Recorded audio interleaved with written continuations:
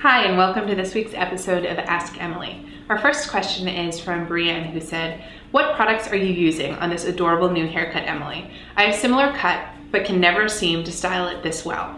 Well, thank you very much. And I think the first shots that I've actually shown have been styled by my hairdresser, because this is absolutely brand new. So I'm still kind of working it out. He had flat ironed it and added some kind of messy waves for nice texture. I washed it and kind of let it air dry just because I was scared to blow it out and have it be really voluminous mushroom style. So I was really a little nervous about that. So I let it air dry and then just added some beachy waves with my curling iron and then some texturizing spray, which seemed to be pretty good, but I'm gonna continue playing around with it. This question is from Allie, who said, "My husband and I recently bought a house and are going from a small condo full of furniture we no longer want to a large home that we plan to fill with new furniture. What tips do you have for furnishing a new home, and what do you think is important to splurge versus save on?"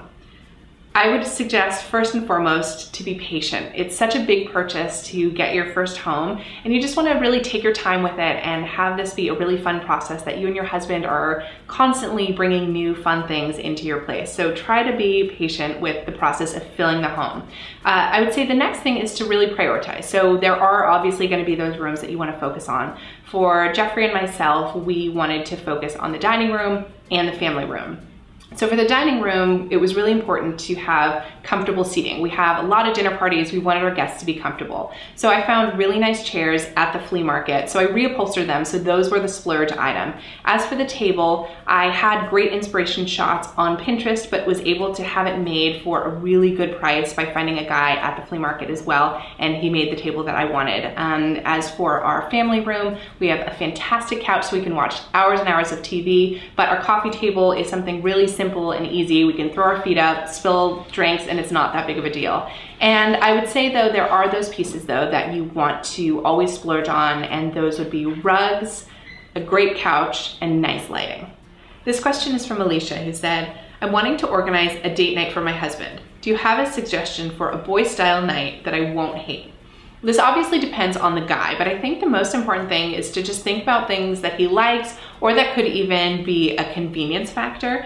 So if I were to be planning a date night for Jeffrey, I would make sure that I either would drive or that we would get an Uber for the night so that he wouldn't have to worry about all of the driving, because that's usually something that falls on his shoulders. I would then take him someplace that he would love to go to eat. Barbecue is his favorite spot. I'm down with it, so I can manage there. I'm really big into the sides, the mac and cheese I can get behind. And then I think it's all about a compromise. You don't have to go see the craziest sci-fi movie, that's what he would want to do, but something that's kind of an in-between, something that he's been wanting to see. An action flick is always a good option. So I think it's just about figuring out what your husband would love most. Thanks for tuning in to this week's episode of Ask Emily, and please continue sending in your questions to me via the comment section on my blog or through social media with the hashtag AskEmily.